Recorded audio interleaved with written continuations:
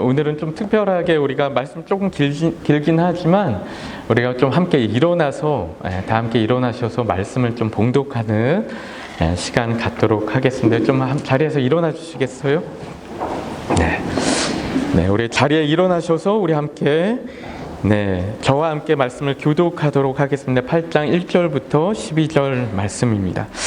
이스라엘 자손이 자기들의 성읍에 거주하였더니 일곱째 달에 이르러 모든 백성이 일제히 수문 앞 광장에 모여 학사 에스라에게 여호와께서 이스라엘에게 명령하신 모세의 율법책을 가져오기를 청하매.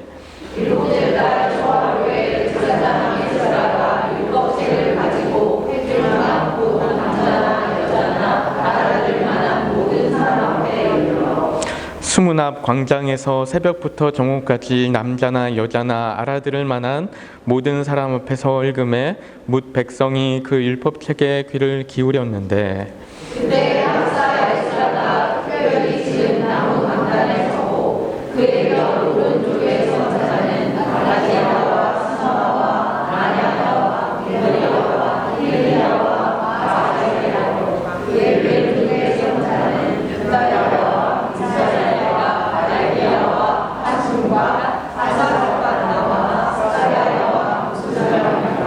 에스라가 모든 백성 위에 서서 그들 목전에 책을 펴니 책을 펼 때 모든 백성이 일어서니라.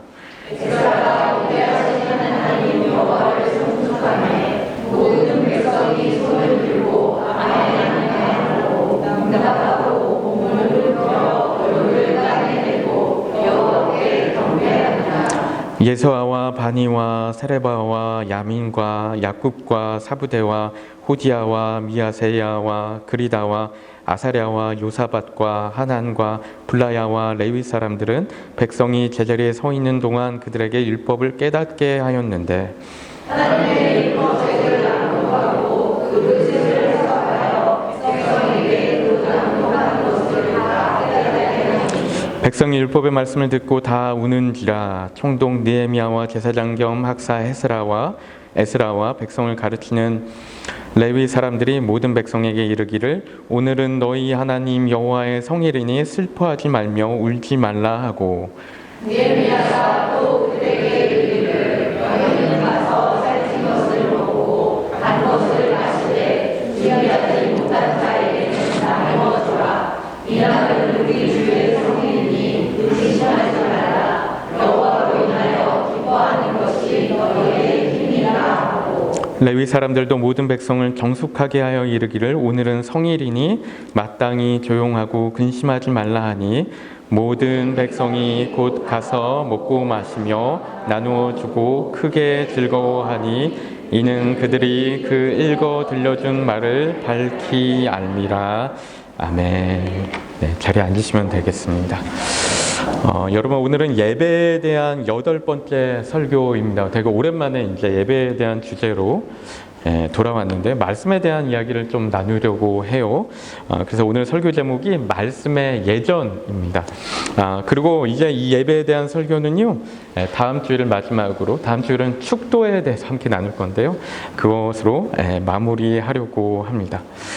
여러분 한국에 BY라는 래퍼 가수가 있습니다. 여러분 아시는 분들 아시죠?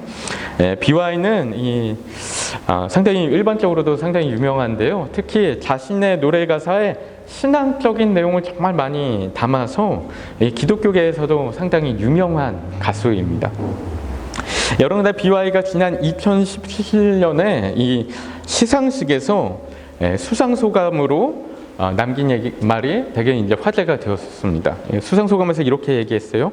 자신에게 어렸을 적부터 꾼 꿈이 있는데 그 꿈을 이 자리에서 이루어 나가겠다 하면서 한 말이 뭐였냐면은 바로 요한복음 1장 1절부터 3절까지의 말씀을 읽은 것입니다. 우리 같이 함께 읽어볼까요? 시작. 태초에 말씀이 계시니라. 이 말씀이 하나님과 함께 계셨으니 이 말씀은 곧 하나님이시니라. 그가 태초에 하나님과 함께 계셨고 만물이 그로 말미암아 지은 바 되었으니 지은 것이 하나도 그가 없이는 된 것이 없느니라. 이렇게 이 말씀을 이제 시상식에서 읽은 것이죠. 너무나 멋지지 않습니까? 대단한 용기가 아닌가 생각하는데, 물론 큰 화제가 되면서도 큰 논란거리가 되기도 했었다고 하는데요. 여러분, 근데 BY가 왜 자신의 수상소감에서 그 많고 많은 말씀 중에 요한복음 1장의 말씀을 읽었을까? 아마 BY가 이 말씀은 기독교 신앙에 있어서 가장 중요한 말씀으로 여겼던 것 아닐까, 그런 생각을 해보는데요. 여러분, 실제로 우리 기독교 교리와 신앙에 있어서 이 요한복음 1장 1절부터 3절, 이 1장에서 가지고 있는 이 의미는 상당하죠. 왜냐하면 이 말씀이 바로 우리가 구세주로 믿는 예수 그리스도의 본질에 대해서 이야기하고 있는 말씀이고요. 또한 예수님을 하나님의 말씀과 동일시하면서 예수님과 말씀을 이어주고 있는 그런 말씀이기 때문에 그렇습니다. 여러분, 그래서 성경 말씀은 그저 기독교의 경전이기 때문에만 중요한 것이 아니고요. 그렇죠? 이 성경 말씀이 곧 뭐예요? 바로 예수 그리스도시다. 여러분, 우리가 믿기 때문에 우리가 이 말씀이 너무나 중요하다는 것이죠.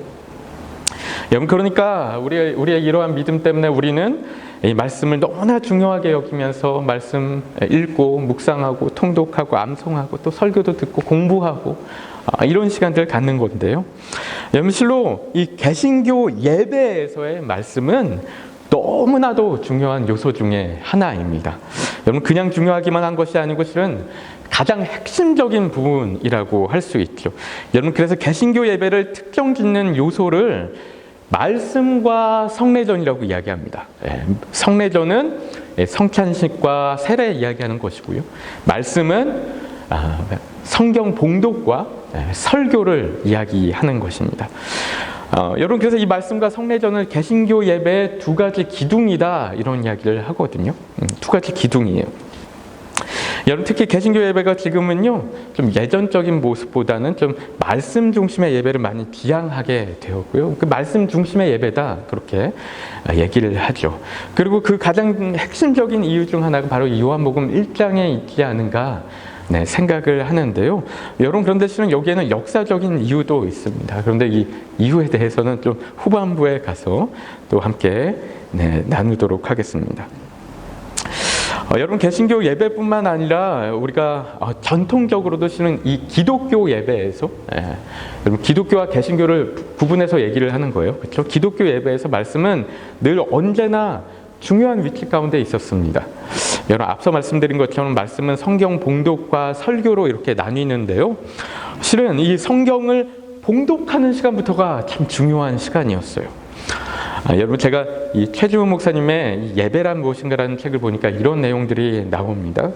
과거에는 기독교 예배 가운데 늘 복음서를 낭독하는 시간을 가졌다라는 거예요. 설교와는 다르게 복음서를 낭독하는 시간을 가졌대요. 왜냐하면은 여러분, 당시에 다른 성경책들도 당연히 다 중요하지만 여러분, 특히 이 예수님의 말씀인 복음서를 가장 중요하게 여겨서 예배 때마다 이 복음서를 읽는 시간을 가졌다라는 겁니다. 여러분, 게다가 4세기부터는 복음서를 읽기 전에 분향을 하고 성수를 뿌리고 또 촛불을 켜는 이런 예식을 하기도 했고요. 그리고 5, 6세기에서는 복음서를 한 권의 책으로 만들어서 그 책을 금은 보석으로 화려하게 막 장식을 하고 예배 때마다 그 책을 들고 행진을 하는 복음서 행진이라는 것도 했다라고 해요. 그만큼 예수님의 말씀은 정말 너무너무나도 중요하게 여겼다라는 것이죠. 여러분, 거기다가 더해서 이 말씀을 봉독하는 것도 여러분, 지금은 우리가 다 함께 이렇게 하고 그러지만 당시에는 아무나 할 수 있는 게 아니었다라고 해요. 다른 성경 말씀들은 일반 성도들이 이렇게 봉독해도 문제가 안 되는 거였지만 여러분, 이 복음서만큼은 반드시 누가 했을까요? 반드시 집사가 했다라고 합니다. 집사님들 기뻐하십시오. 집사가 했다라고 해요.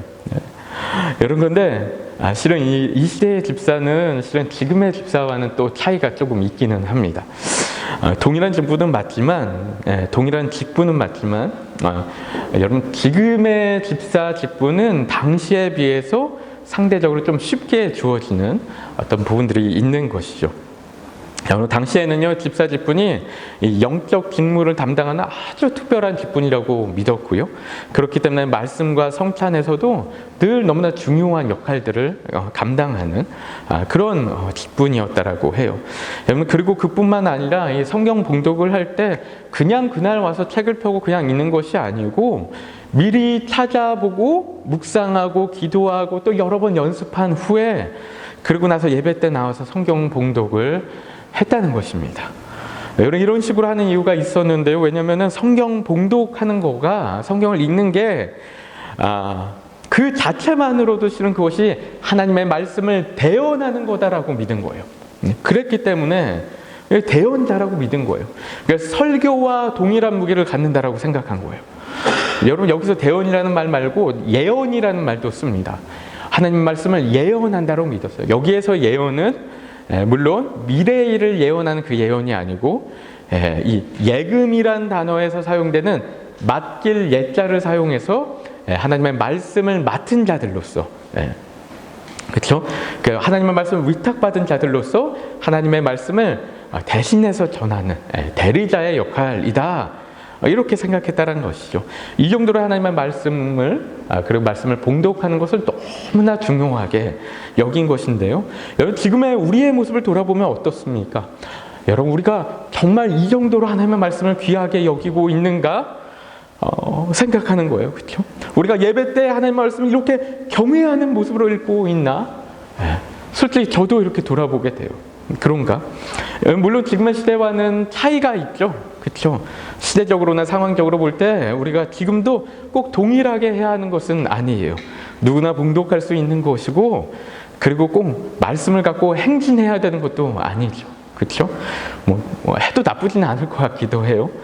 여러분, 하지만 문제는 어디에 있어요? 늘 우리의 마음가짐에 있는. 행위도 행위지만 우리가 정말 하나님의 말씀을 중히 여기는 마음, 귀하게 여기는 마음, 여러분, 그런 마음으로 우리가 예배를 드리고 있는지 우리 자신을 정말로 돌아봐야 되는 거예요. 그렇죠?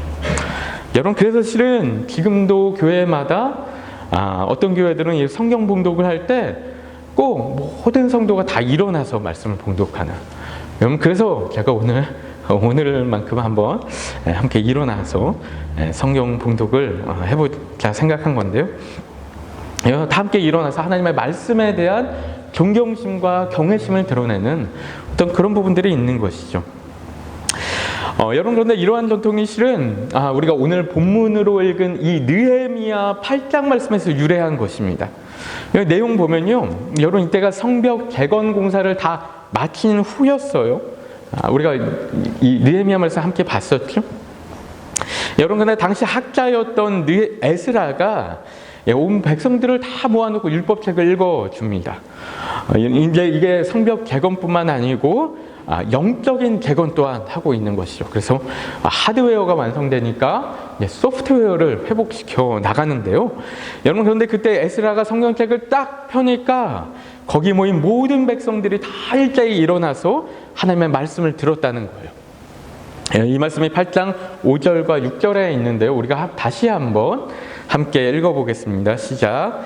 에스라가 모든 백성 위에 서서 그들 목전에 책을 펴니 책을 펼 때 모든 백성이 일어서니라. 에스라가 위대하신 하나님 여호와를 송축하매 모든 백성이 응답하고 몸을 굽혀 얼굴을 땅에 대고 여호와께 경배하니라. 아멘. 여러분, 그래서 하나님 말씀 앞에 일어나서 말씀을 듣고, 그뿐만 아니라 다 바닥에 엎드려서 얼굴을 땅에 대기까지 하면서 하나님을 경배하는 그런 모습을 취하는 것이죠.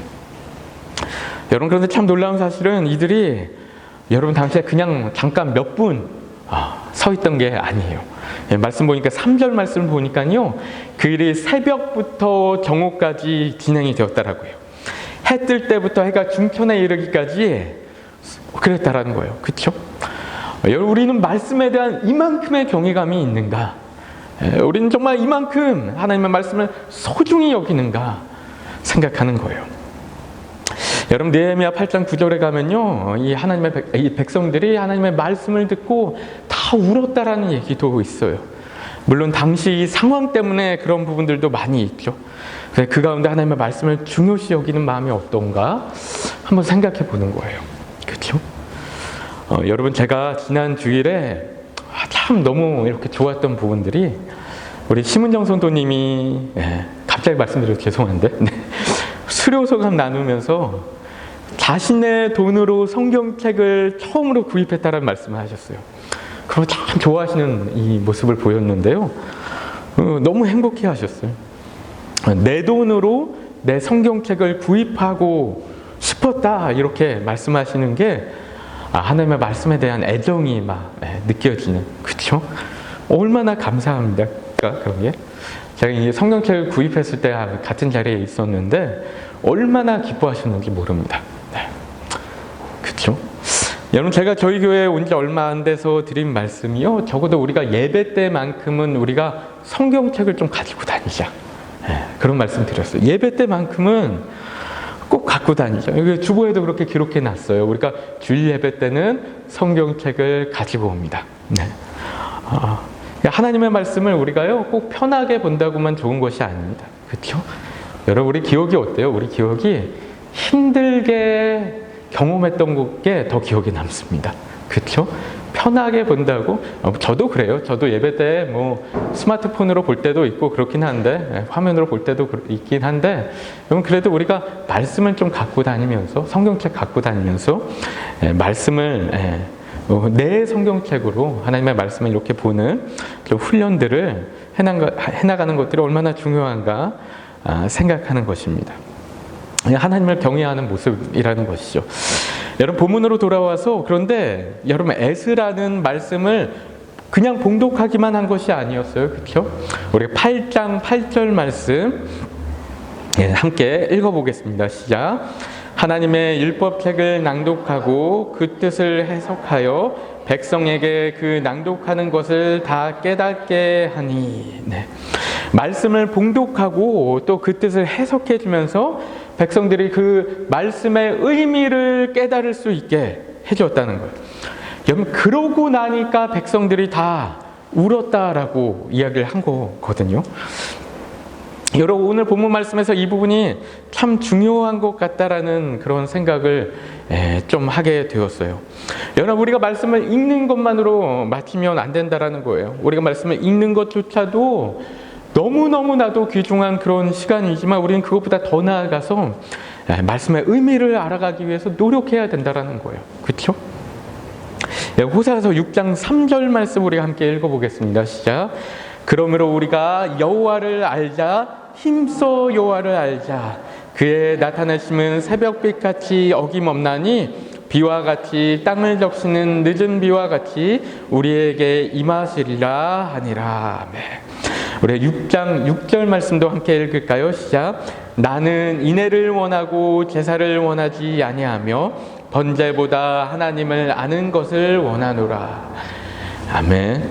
여러분, 우리의 예배가요, 예배 자체로도 너무나 중요하지만 그 가운데 하나님을 알아감이 없다면, 여러분, 그것은 잘못하면 정말 그릇된 예배, 하나님께서 원하시지 않는 예배 될 수 있다는 것입니다. 그렇죠?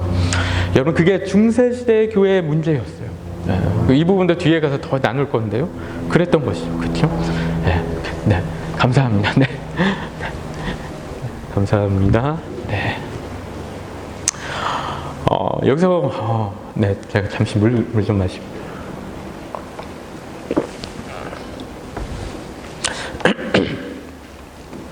여러분, 여기서 제가 앞서 언급했던 이 요한복음 1장 말씀에 대해서 다시 조금 이야기하면요, 이 알아감에 대한 부분인데요. 여러분, 왜 요한복음은 예수님을 말씀이라고 표현했을까요? 왜 말씀이라고 표현했을까? 그냥 성경 말씀은 그만큼 중요하다, 이런 의미일까요? 왜 태초에 말씀이 계셨다, 이렇게 이야기를 했을까요? 좀 독특하잖아요. 그렇지 않습니까? 여러분, 여기서 조금 재미있는 이야기를 하나 드리면요, 여러분, 테세우스의 배라는 어떤 철학적인 논제가 있습니다. 혹시 들어보신 분들 계신지 모르겠어요. 테세우스의 배라고 하는데, 이게 어떤 이야기냐면요, 테세우스라는 사람이 타고 온 배가 있습니다. 그런데 그 배를 조금씩 수리해서 다른 판자를 끼워 넣어요. 여러분, 그럼에도 그 배는 여전히 테세우스가 타고 온 배가 많습니다. 하지만 그럼에도 그렇게 계속해서 낡은 판자를 계속해서 교체하다 보면 어느 시점에 원래 테세우스가 타고 왔던 배의 조각은 그 배에서 하나도 남지 않게 될 것입니다. 근데 그럼에도 이 배를 테세우스가 타고 온 배라고 할 수 있을까? 이런 이야기예요. 좀 복잡한 얘기죠. 요거하고 또 다르게도 얘기합니다. 이렇게도 얘기해요. 테세우스가 타고 온 배가 있는데 이 배에서 조각을 하나하나 빼갖고 판자를 하나하나 빼갖고 그 다른 판자로 교체하면서 거기서 뺀 판자는로 다른 배를 만듭니다. 그러면 어떤 게 테세우스의 배인가? 되게 재밌는 얘기죠. 이런 이야기 하는데요. 여러분, 근데 이 이야기가 우리 인간에게도 좀 동일하게 적용되는 부분들이 있다라고 해요. 나라는 존재는 무엇인가? 내가 존재한다라는 것은 무엇인가? 이런 얘기를 할 때 지금 내게 붙어 있는 이 팔도 지금은 나지만 이게 떨어지고 나면 내가 아니에요. 그렇다면 나라는 존재는 무엇인가? 이런 이야기를 하는 거예요. 되게 복잡하고 긴 이야기인데요. 간단하게만 하는 것인데요. 그래서 결국 이게 정체성에 대한 이야기를 하는 것인데요. 이런 어떤 이야기들에서 나온 말 중에 하나가 바로 데카르트가 이야기하는 나는 생각한다, 고로 나는 존재한다, 그런 것이죠. 그래서 결국 생각이라는 것, 기억이라는 것이 우리를 정의한다, define한다, 이런 이야기를 하는 거예요. 그래서 이제 최근에 우리가 봤던 영화, 뭐 다 보셨는지 모르겠어요. 저도 하도 유명해서 뭐죠? 아바타 영화에서도 그런 비슷한 이야기들이 나오고 있는데요. 그런 이야기를 하는 건데요. 그런데 어쨌든 우리가 이 부분을 하나님에 대해서도 우리가 비슷한 맥락으로 좀 이렇게 생각할 수 있는 부분들이 있다는 건데요. 하나님이라는 존재는 어떤 존재인가? 우리가 바라볼 때인 거예요. 우리가 바라볼 때 우리가 하나님을 어떻게 알 수가 있어요? 하나님은 형체도 없고 우리가 볼 수도 없고 만질 수도 없고 그래요. 우리에게 있어서는 어떤 형체가 있는 분이 아니에요. 그렇다면 이분의 존재를 우리의 입장에서 어떻게 이해할 것인가에 대해서 물론 우리가 기도 가운데 어떤 하나님의 특별한 경험들을 할 수도 있지만 이런 주관적인 경험 말고 객관적으로 우리가 하나님을 정의할 수 있는 부분들, 알아갈 수 있는 부분들이 뭔가 할 때 그게 바로 유일하게 말씀밖에 없다는 거예요. 말씀이란 거 하나님의 메시지를 얘기하는 거죠. 메시지. 근데 말씀이란 거 헬라어로 로고스 이야기하는데요. 원문에 로고스라고 하는데요. 여러분 지금 막 이어서 막 멀리 나가고 있는데요. 로고스라고 하는데 이 의미가 또 너무나 중요해요. 여러분 성경적으로 이 로고스의 의미는 상당히 광범위한 이 쓰임새가 있는 용어입니다. 성경에서 그래서 뭐 진술, 말, 언사, 질문, 정보, 선포, 교훈 이런 여러 가지 어떤 표현들로 쓰고 있는 단어인데 여러분 그런데 원래 로고스는 그리스 철학에서는 원래 뭐냐면요. 우주적인 법칙을 설명하는 용어로 사용하는 그런 단어인 거예요. 그 불변하는 우주의 진리, 세상의 이치, 세상이 운영되는 원리 이런 것을 표현하는 단어가 바로 로고스라고 합니다. 말씀이라는 거예요. 여러분 그래서 중국어 성경은요 이 로고스를 말씀이라고 표현 안 하고 도라고 표현하고 있다고 해요. 도. 그리고 또한 헬라어 철학에서는 신의 로고스라는 개념이 있다고도 하는데요. 세상의 모든 것을 결정짓는 것이 바로 이 신의 로고스다. 즉 우주 만물을 이루는 어떤 이성적인 원리가 로고스다 이렇게 얘기하는 거예요. 그렇죠? 그러니까 말씀은 무엇입니까? 로고스는 뭐예요? 바로 진리를 이야기하는 거예요. 진리. 하나님의 뜻, 하나님의 생각, 하나님의 마음, 하나님의 우주를 창조하시고 운영하신 우주적인 원리 그 의미가 이 로고스에 담겨있는 그리고 이 로고스는 그냥 우리가 생각하는 어떤 논리적인 어떤 체계들 이런 게 아니고 그냥 하나님의 인격이신 거 그리스도 자체이신 거 이런 이야기를 하는 거예요.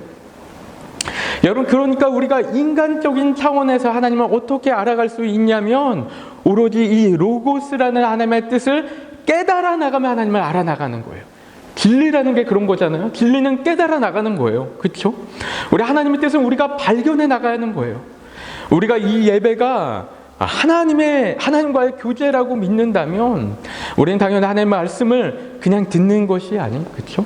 말씀의 의미와 뜻을 찾아 나가려고 노력해야 한다라는 것입니다.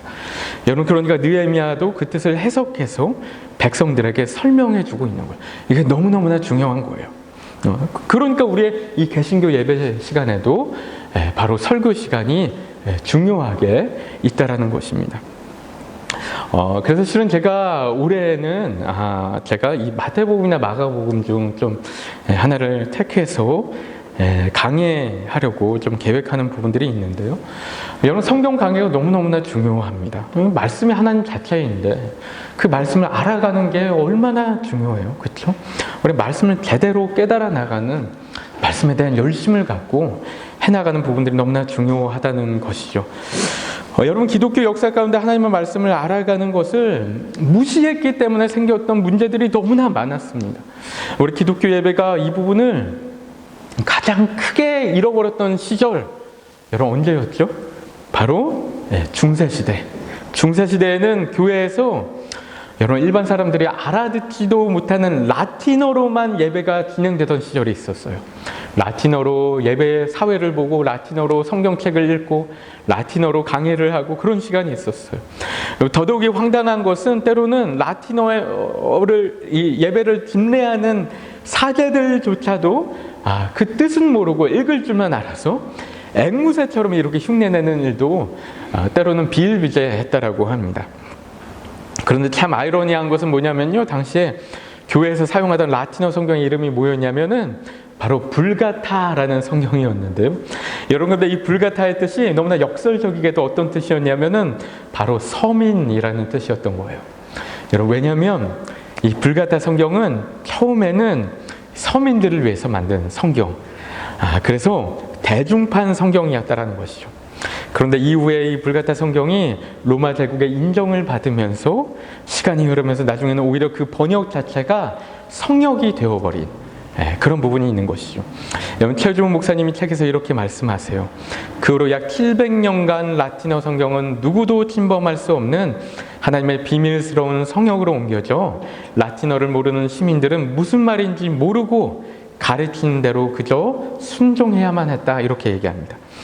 여러분, 이러니까 기독교가 타락해 가는 거예요. 하나님의 뜻을 모르고 거기에 관심이 없으니까 교회는 망해갈 수밖에 없는 거예요. 호세아서 4장 6절에서 이렇게 얘기합니다. 우리 함께 읽어볼까요? 시작. 내 백성이 지식이 없으므로 망하는도다. 내가 지식을 버렸으니 나도 너를 버려 내 제사장이 되지 못하게 할 것이요, 내가 내 하나님의 율법을 잊었으니 나도 내 자녀들을 잊어버리리라. 아멘. 여러분, 우리가 하나님을 모르면 망한다는 거예요. 하나님의 말씀을 모르면 망해요. 여러분, 그러니까 말씀 묵상하는 거, 공부하는 거, 우리 설교 듣는 거 너무너무나 중요한 거예요. 그렇죠? 여러분, 중세시대가 그런 거예요. 중세시대가 말씀을 모르니까 망하는 거예요. 여러분, 우리가 얼마나 돈 잘 벌고 세상적으로 성공하느냐, 이게 중요하지 않습니다. 여러분, 우리의 영혼이 망해가면 여러분 거기에 뭐가 있겠어요? 그렇죠? 우리가 얼마나 교회가 무너졌는지 모릅니다. 그러니까 사회도 무너지고 가정도 무너지고 하는 거예요. 여러분, 이런 가운데 종교개혁이 일어난 건데요. 그리고 그렇기 때문에 종교개혁가들의 개혁의 중심 주제가 뭐였냐면 바로 예배개혁이었어요. 예배개혁. 여러분, 예배가 계속해서 개혁되어야 됩니다. 그렇죠?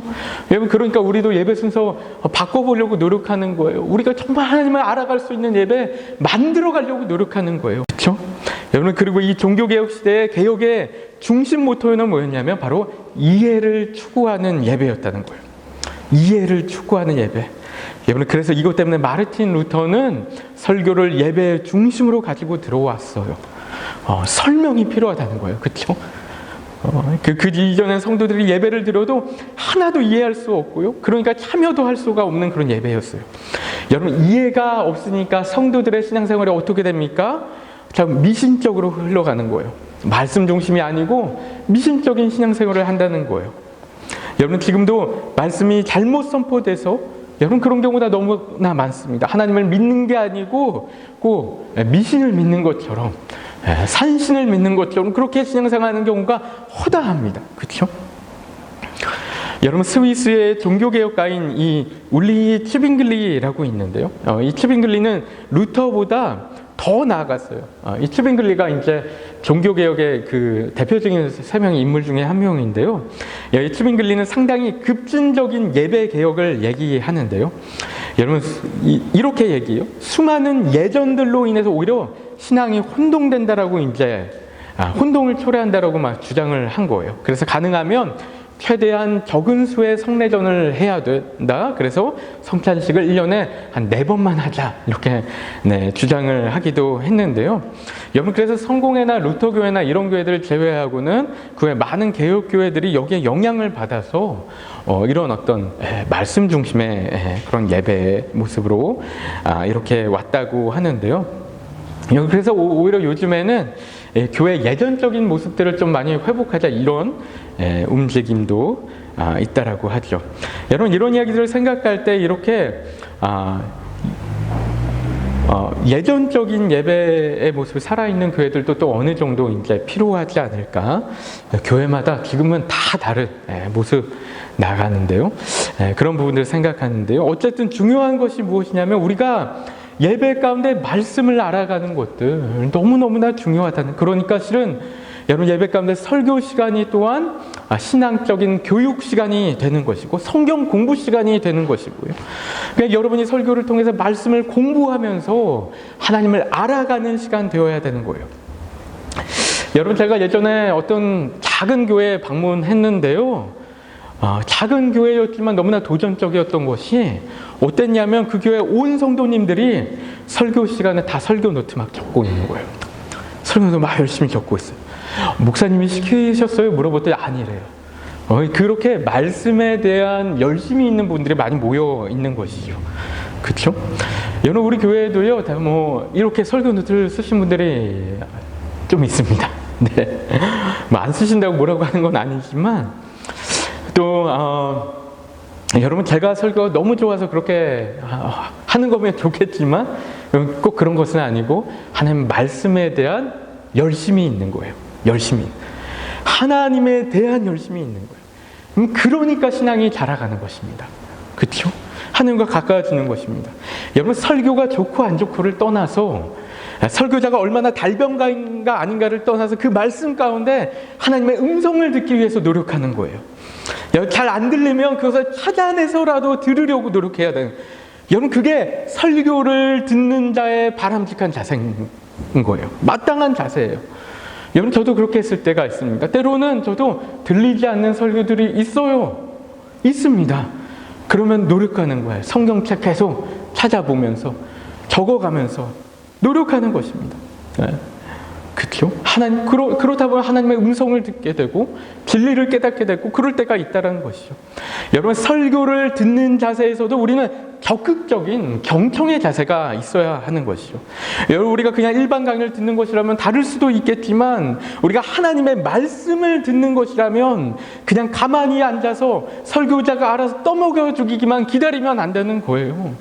우리가 말씀을 묵상하듯이 보화를 찾듯이 그 가운데서 진리를 찾기 위해서 노력하고 또 노력하는 그런 모습들이 우리 가운데 필요하다는 것입니다. 여러분, 저도 정말 이 설교를 제대로 전하기 위해서 얼마나 노력하는지 모릅니다. 발버둥 칩니다. 솔직히. 여러분, 예배 가운데 이 설교 시간이 얼마나 중요한 시간인지 알기 때문에 설교를 위해 얼마나 많은 시간을 투자하는지 몰라요. 정말 하나님 중심으로, 복음 중심으로, 그리스도 중심으로 설교를 전하기 위해서 노력합니다. 며칠 고민하고요, 묵상하고요, 주석과 책과 인터넷을 찾아가면서 설교를 준비해요. 여러분, 제가 보통 설교 준비하면 아마 짧으면 10시간, 길면 20시간 이상 준비하는 것 같아요. 여러분, 어쩔 때는 3일 내내 설교를 준비할 때도 있고요, 밤 늦을 때까지, 새벽까지 준비할 때도 허다합니다. 물론 제가 아침형이 아니어서 그렇기도 합니다. 여러분, 제가 이런 이야기를 하는 이유가요, 절대로 저를 내세우려고 하는 얘기가 아니에요. 여러분, 오해하지 마십시오. 절대 아닙니다. 이런 얘기하면 꼭 오해하시는 분들, 자꾸만 딴 생각하시는 분들 계신데 그게 아니고, 여러분, 제가 여러분에게 정말 이 설교 시간이 너무나 중요하다는 거 말씀드리는 거예요. 그렇기 때문에 저도 그렇게 전하려고 노력하는 것이고 이 시간을 허투루 보내지 않으려고 노력하는 거예요. 그렇죠? 여러분, 그리고 그렇기 때문에 또한 아무나 설교자의 자리에 세울 수도 없는 것입니다. 정말 고민하고 기도하며 정말 믿을 수 있는 사람들, 우리 일주일에 52번밖에 이 예배 자리 가운데 안 나오는데 아무나 세울 수 없는 거예요. 그렇죠? 한 번의 설교가 우리 가운데 너무너무나도 중요하기 때문이에요. 하나님 만나는 자리고 예수 그리스도의 말씀 듣는 자리고. 그렇죠? 여러분, 말씀 마치려고 하는데요. 여러분, 호세아에서 보면 내 백성이 지식이 없어 망한다고 얘기했어요. 여러분, 하나님을 제대로 알지 못하는 삶을 멸망으로 가는 것입니다. 우리가 하나님을 모르는 삶은 우리로 하여금 알게 모르게 우리 개인, 우리 사회, 나라, 세계 멸망의 모습을 이끌어가고 있는 거예요. 그 분명한 증거 중 하나가 뭐냐면 독일이 일으킨 1차 세계대전이에요. 여러분, 독일이 기독교 국가였어요. 여러분, 그런데 당시 독일이 너무나 많은 교회들이, 너무나 많은 목회자들이 독일의 전쟁을 지지했습니다. 목사들이 지지하고 나왔어요. 하나님 모르는 거예요. 하나님 말씀을 모르는 거예요. 여러분, 그런데 우리는 어떻습니까? 여러분, 우리 또한 우리가 말씀을 제대로 알고 있지 못하기 때문에, 여러분, 우리가 잘못된 생각 가운데 붙잡혀 있기 때문에 여러분, 우리가 여전히 잘못된 모습으로, 여전히 우리의 가정 가운데, 우리 교회 가운데, 우리 공동체 가운데, 사회 가운데 잘못된 모습들을, 잘못된 악한 영향력들을 끼치며 살아가는 모습들이 있습니다. 우리 가운데 있습니다. 저 안에도 분명히 있을 거예요. 그러니까 계속해서 찾아나가는 거예요. 말씀에 비춰서 계속 보는 거예요. 그렇죠? 돌아보는 거예요. 여러분, 우리 하나님을 알아야 된다는 거예요. 여러분, 반면에 우리가 하나님을 알게 될 때 어때요? 공동체가 세워지고, 가정이 회복되어지고, 그렇죠? 사회가 변화되어지고, 나라가 회복되어지고, 그런 놀라운 하나님의 일들이 일어난다는 거예요. 느헤미야 마지막 말씀 보니까 이런 말씀이 있는데, 우리가 마지막으로 이 말씀 읽고 마칠 텐데요. 우리가 함께 읽어볼까요? 시작. 모든 백성이 곧 가서 먹고 마시며 나누어주고 크게 즐거워하니 그 읽어 들려준 말을 밝히 알미라. 아멘. 말씀을 깨달을 때 이런 즐거움이 있는 거예요. 그렇죠? 말씀을 알아가며 하나님을 알 때 크게 즐거워하고 함께 잔치를 벌이는 이런 기쁨, 이런 기쁨이 우리 교회 공동체 안에 있기를 축복합니다. 우리 함께 기도하며 나가기 원하는데, 우리 함께 합심해서 좀 기도하는 시간 가질 때, 여러분, 다시 한번 말씀드리지만 예배는 하나님과의 만남의 시간이에요. 여러분, 그렇기 때문에 예배 가운데 말씀 시간 핵심적인 부분이라는 거예요. 여러분, 우리가 정신 차려야 돼요. 이 시간 가운데 정말 하나님을 정말 대면한다는 마음으로 말씀을 읽고, 또 하나님의 뜻, 그 진리이신 로고스를 깨달아가는 마음으로 우리가 설교 들으며 말씀을 들으며 하나님을 이 보화를 찾는 마음으로 우리 하나님께 나가야 돼요. 여러분, 하나님의 말씀에 대한 열심을 가지시기 바랍니다. 하나님의 말씀에 대한 열심을 가져나가며 하나님을 깨달아 나가고, 하나님의 말씀을 깨달아 나가며 진리를 찾아 나갈 때, 여러분, 그 가운데 우리의 가정, 우리 개인, 우리 사회, 우리 이웃, 우리 자녀들, 우리의 관계들, 우리 회복되어져 나가는 놀라운 하나님의 은혜가 있을 줄로 믿습니다. 우리가 함께 이 시간에 간절히 하나님 앞에 기도할 때, 하나님, 내 안에 하나님의 말씀에 대한 열심 갖게 하여 주옵소서. 말씀에 대한 열심을 갖고 내 삶이 회복되어지고, 내가 변화되어지고, 우리 교회 공동체, 우리 가정 공동체가 변화되어지는, 회복되는 하나님의 놀라운 은혜가 있을 수 있도록 역사하여 주옵소서. 하나님, 우리의 예배 시간에, 하나님, 우리의 말씀 봉독하는 시간, 우리가 설교 듣는 시간에 내 영혼이 깨어서 하나님 말씀 듣게 하여 주옵소서. 하나님 말씀을 내 영혼 가운데 온전히 받아들이며 먹으며 우리가 소화시키며, 하나님의 말씀 내 안으로 내 영혼을 살찌우는 그런 놀라운 말씀 경험하는 우리가 되어줄 수 있도록 인도하여 주옵소서. 우리 함께 합심해서 간절히 기도하도록 하겠습니다. 기도하시겠습니다. 하나님 아버지, 우리가 하나님 말씀 기억하며 나아갑니다. 하나님 아버지, 우리가 하나님의 말씀에 대한 열심을 회복하기 원합니다. 하나님, 그냥 지식을 얻기 위한 그런 시간이 아닌, 하나님 정말 하나님의 말씀, 살아있는 하나님의 예수 그리스도라 믿고 하나님의 이심을 믿으며 하나님 그 가운데 하나님을 깨달아 나가며 진리를 알아나가며 정말 내 영혼 가운데 하나님의 말씀으로 살찌우는 그런 놀라운 역사가 우리 가운데 있게 하여 주옵소서. 하나님, 우리가 말씀 붙잡게 하여 주옵소서. 말씀 가운데 우리가 예배 가운데 우리의 영혼이 있게요, 하나님의 말씀을 온전히 접하며 믿음 가운데 나가는 우리가 될 수 있도록 하나님, 그 말씀 가운데 그 정도의 열심, 정말 열심으로 그 말씀 앞에 뛰어나가는 우리가 될 수 있도록 하나님 역사하여 주옵시고 인도하여 주옵시고 하나님 이끌어 주옵소서. 하나님 아버지, 하나님의 말씀이 우리를 변화시킬 줄 믿습니다. 우리의 영혼을 변화시키고 우리의 공동체, 우리의 사회, 하나님 아버지, 우리의 이웃들, 우리의 자녀들 변화시킬 줄로 믿습니다. 하나님의 말씀 가운데 온전히 무릎 꿇는 우리가 될 수 있도록 겸손한 모습으로 하나님 무릎 꿇고 나가는 우리가 될 수 있도록 하나님 역사하여 주옵시고 인도하여 주옵소서.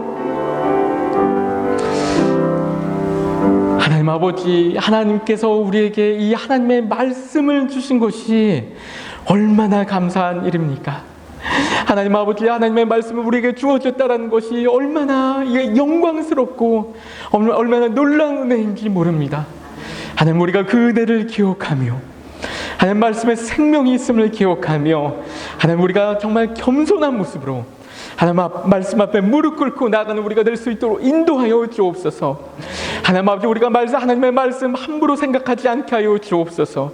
하나님의 말씀이 얼마나 우리가 좀 하나님을 경외하는 모습으로 나가야 하는지 기억하게 하여 주옵시고 하나님 그 마음으로 하나님 말씀을 사모하며 하나님 꿀보다 더 단위 하나님의 말씀 기억하며 그 말씀 가운데 우리의 영혼을 변화시키는, 우리의 영혼이 회복되어져 나가고 우리 가정이 회복되어져 나가고 우리의 자녀들, 우리의 이웃, 이 사회, 우리 공동체가 변화되어져 나가는 그런 놀라운 은혜와 역사가 있게 하여 주시옵소서. 이제는 우리 주 예수 그리스도의 크신 은혜와 하나님 아버지의 극진하신 사랑하심과 성령님의 감화 감동 교통하심의 역사가 로고스이신 예수 그리스도의 놀라운 말씀을 기억하며 그 말씀 가운데 하나님을 대면하는 가운데 말씀의 놀라운 능력으로 하루하루를 살아가며 우리에게 주어진 모든 날을 하나님의 승리로 살아나갈, 지금 이 자리 가운데 우리 모든 글렌필드 커뮤니티 교회 성도님들 머리 위에와 그 가정과 학업과 일터와 사역과 자녀들 가운데 이제로부터 영원까지 함께 하시기를 간절히 축원하옵나이다. 아멘.